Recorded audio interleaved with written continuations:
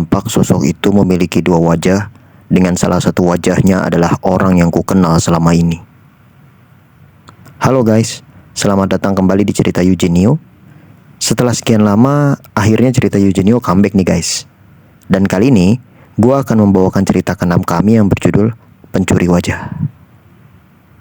Oh iya, jangan lupa like dan share jika kalian suka video ini. Komen juga di bawah jika ada kritik, saran, serta boleh banget nih kalau kalian mau request genre atau cerita tertentu. Subscribe juga untuk mensupport channel ini agar lebih semangat dalam membuat konten-konten lagi ke depannya.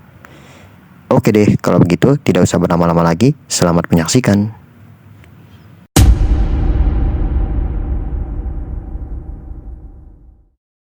Kamis sore di suatu kantor berita, seorang kepala divisi bernama Ibu Rini sedang memimpin meeting divisinya. Tampak sebagian besar karyawan kesal karena mereka diharuskan masuk di hari Minggu nanti. Selesai rapat, Dimas, karyawan yang baru bekerja 5 bulan di sana, dipanggil oleh Ibu Rini ke ruangannya. Setelah beberapa menit, Dimas kembali ke meja kerjanya yang kebetulan satu meja bersama Albi dan Yasmin, karyawan yang sudah bekerja di situ selama 2 tahun. "Diajak makan ya, Dim?" tanya Albi. Yasmin menyenggol tangan Albi karena kesal dia bicara sembarangan. "Kenapa Yas? Cemburu?" "Wajarlah gue nanya gitu. Dimas aja diajak rapat sama divisi lain," oleh Bu Rini langsung. Dimas tertawa kecil, lalu dengan agak gugup ia bercerita bahwa ia diperbolehkan tidak masuk di hari Minggu nanti seperti yang lain. Yasmin tertawa kecil juga, sedangkan Albi menggelengkan kepala. Dalam hati, mereka sebenarnya kesal dan iri pada Dimas. Tapi apa boleh dibuat? Mereka tidak bisa memprotes hal tersebut. Mereka tidak ingin berbuat ulah yang aneh-aneh karena di zaman sekarang persaingan kerja sangat ketat, sehingga mereka ingin tetap mengamankan posisi mereka sekarang. Dimas terlihat bekerja sangat keras. Beberapa dokumen yang harusnya diselesaikan dalam waktu 1 minggu, ia selesaikan di hari itu juga. Albi melotot kaget melihat pekerjaan Dimas. Ia kembali menggelengkan kepala sambil mengacungkan 2 jempol. "Keren lo Dim," sebut Albi. Dimas menimpalinya selagi menjelaskan betapa bersyukurnya ia bisa bekerja di sini. Ia sangat bahagia karena begitu lulus kuliah dan mencoba melamar pekerjaan, ia langsung diterima di tempat ini. Sehingga ia ingin membuktikan bahwa perusahaan ini tidak sia-sia menerima dirinya. Yasmin bertepuk tangan, sedangkan Albi kembali menggelengkan kepala. "Santai aja kali Dim. Kita kerja sebagaimana mestinya aja. Gak usah terlalu dipaksakan. Lagian lu bisa masuk ke sini kayaknya gara-gara Bu Rini kepincut deh sama muka lu," ucap Albi. Dan Rini pun kembali menyenggol tangan Albi. "Lah, emang bener kan? Masa lu gak nggak sih sama tingkah Bu Rini ke Dimas? Seminggu pertama masuk belum dikasih tugas apa-apa. Cuma disuruh nemenin beliau kerja. Terus saat waktu itu hujan deras sehingga kita semua pada telat, cuma Dimas yang gak dimarahin, malah dibikinin teh hangat pula sama Bu Rini. Terus rapat tadi, masa Dimas disuruh duduk di kursinya Bu Rini? Padahal kita selama ini nyenggol kursi beliau dikit aja, beuh, beliau langsung ngamuk kayak orang kesurupan reok. Lah sekarang Dimas dibolehin gak ikut lembur di hari Minggu besok," sambung Albi. Yasmin terlihat shock mendengar omongan Albi barusan, sedangkan Dimas terdiam dan menundukkan kepala. Ia sepertinya sadar apa yang dikatakan oleh Albi adalah benar, dan ia tidak bisa membela dirinya saat itu. Udah, Dim, tolong jangan diambil hati ya," jawab Yasmin, sembari menjitak Albi untuk meninggikan suasana. Albi pun kesakitan tapi tertawa sambil menyenggol Dimas. Dimas kembali tersenyum dan mereka kembali bekerja sambil sesekali mengobrol ringan.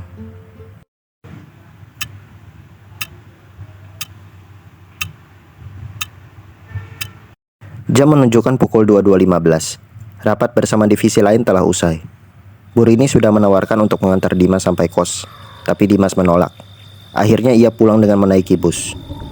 Turun dari bus, ia masih harus berjalan sebelum mencapai kosnya. Tinut. Bunyi chat masuk dari grup yang berisikan Albi, Dimas, dan Yasmin. "Udahan rapatnya?" tanya Yasmin.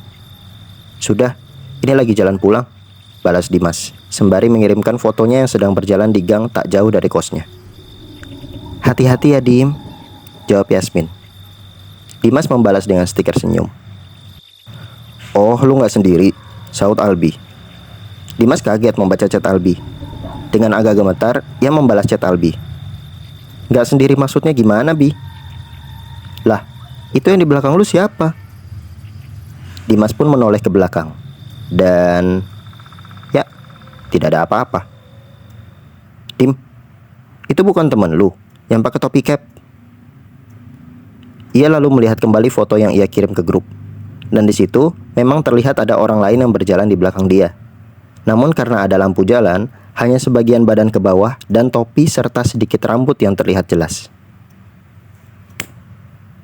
Seseorang memegang pundak Dimas, berbarengan dengan chat masuk dari Yasmin. Mending lu langsung pulang aja, Dim. Sontak tanpa melihat ke belakang, Dimas langsung berlari sekencang-kencangnya. Diikuti suara langkah kaki dari belakang yang juga mulai ikut berlari. Karena panik, dia malah lurus terus padahal seharusnya belok kiri. Setelah cukup jauh berlari, Dimas sampai di minimarket yang cukup terang. Dan dengan gemetaran, ia membalikan badan. Tapi tidak ada orang bertopi yang mengejarnya. Akhirnya, ia memutuskan beristirahat sejenak di minimarket sebelum kembali pulang. Keesokan harinya di kantor, Yasmin dan Albi bertanya kronologi yang terjadi seusai mereka chattingan kemarin. Dan setelah mendengar cerita tersebut, mereka menyambungkannya dengan berita orang-orang yang menghilang akhir-akhir ini, di mana salah satunya adalah Simon, seorang seleb media sosial yang akhir-akhir ini sedang sangat populer. Bisa jadi orang yang ada di belakang Dimas kemarin adalah pelakunya. Tapi di satu sisi, Albi bilang bahwa mereka tidak sebaiknya mengambil sembarang pendapat seperti itu. Karena bisa jadi, itu hanya orang biasa yang mau menanyakan jalan ke Dimas. Yasmin mengernyitkan dahi.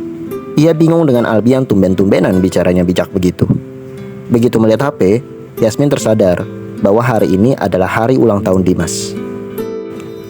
Pantas saja Albi berkata sok bijak seperti tadi. Pasti karena ia takut rencana karaokean hari ini batal. Dimas sendiri pernah berjanji kepada mereka bahwa dia akan mentraktir mereka makan dan karaoke di saat hari ulang tahunnya nanti. Dan Albi sangat antusias menunggu hari tersebut. Ya, begitulah Albi, manusia yang suka dengan hal gratisan. Dimas pun menghela nafas kemudian berkata, sepertinya benar yang Albi bilang. Gue seharusnya gak perlu terlalu memikirkan hal tersebut. Bisa-bisa kecemasan gue ini malah mengganggu kinerja gue. Hari ini sepulang kerja, kita tetap jadi karaokean dan makan-makan ya. Hore! Teriak Albi kegirangan, diikuti dengan Yasmin yang tertawa kecil melihat tingkah Albi. Sepulang bekerja mereka pergi makan di salah satu restoran all you can eat yang tak jauh dari kantor. Dan setelahnya, mereka pergi ke tempat karaoke persis di seberang resto tadi. Malam itu mereka lewati dengan menyanyi, tertawa, dan sesekali bercerita tentang keluh kesah selama di kantor. Seusai karaokean dan sebelum pulang, Dimas membeli somai di dekat situ karena ingin makan lagi sebelum tidur. Di gerobak somai tersebut terpampang beberapa poster orang hilang. Dan menurut keterangan tukang somai, mereka semua hilang di Jumat malam. Mendengar hal tersebut, Dimas kembali panik dan gemetar. Namun Albi langsung menenangkannya sambil menawari bagaimana kalau Dimas tidur di rumahnya dulu dan pulang esok hari. Dimas mengiyakan tawaran tersebut. Dan seusai membeli somai, Albi dan Dimas berpisah dengan Yasmin. Sesampainya di kediaman Albi, Dimas merasa familiar dengan ruang tamu maupun ruang tengah milik Albi.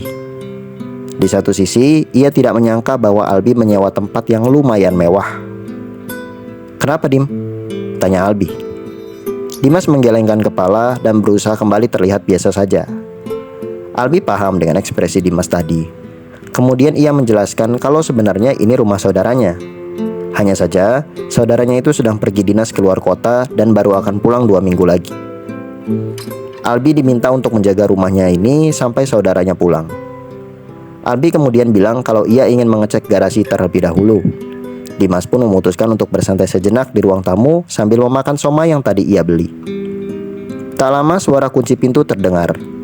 Pintu pun terbuka diikuti dengan seseorang berjas yang masuk. Dimas kaget dan ketakutan, lalu sontak memanggil-manggil Albi. Loh, siapa kamu? Tanya orang itu. Saya Dimas bro, temannya Albi, jawab Dimas. Oh, jangan panggil bro atuh. Gini-gini lebih tua saya 5 tahun daripada Albi, jawab orang itu sambil menaruh jasnya di gantungan. ia menjelaskan kalau ia baru pulang dinas dari luar kota. Sejenak, Dimas merasa tidak asing dengan orang tersebut. Ia juga bingung, padahal Albi bilang saudaranya baru akan pulang 2 minggu lagi. Karena merasa ada yang aneh, ia pun langsung menelpon Albi diam-diam.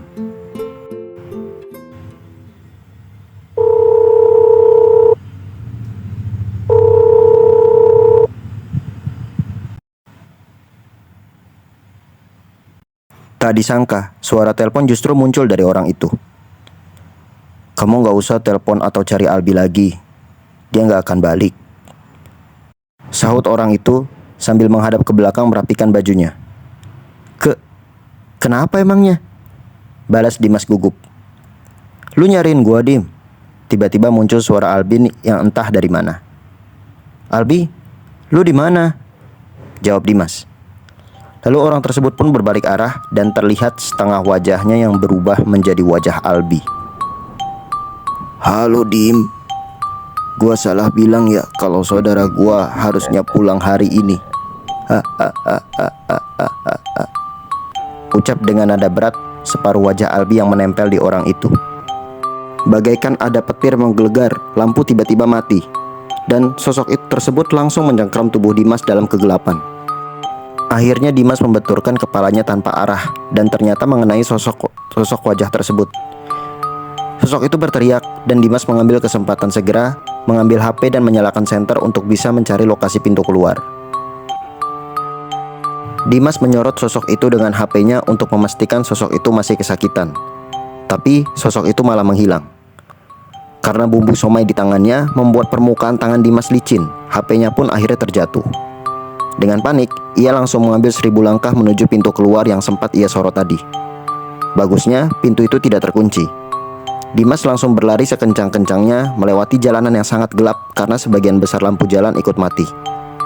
Tiba-tiba, kaki Dimas ditarik oleh sesuatu. Dan ternyata, ada bayangan tangan yang sangat panjang menarik kaki Dimas. Di ujung bayangan itu, sosok bermuka setengah orang asing dan setengah Albi terlihat tersenyum. Perlahan-lahan, sosok itu berubah menjadi bayangan dan mulai mendekati Dimas.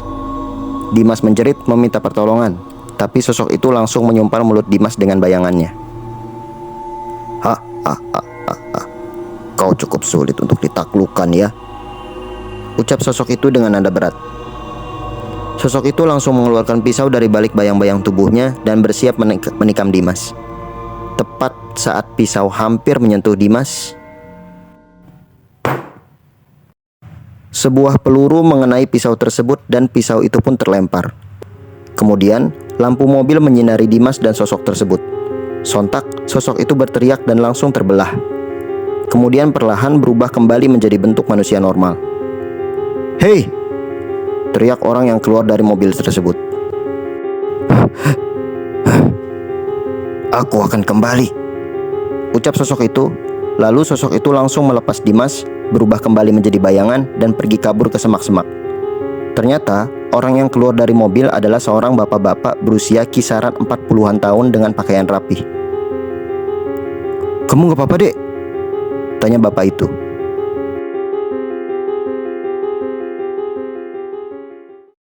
Siapakah bapak yang menolong Dimas?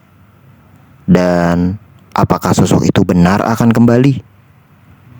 Ditunggu kelanjutannya ya. Bye.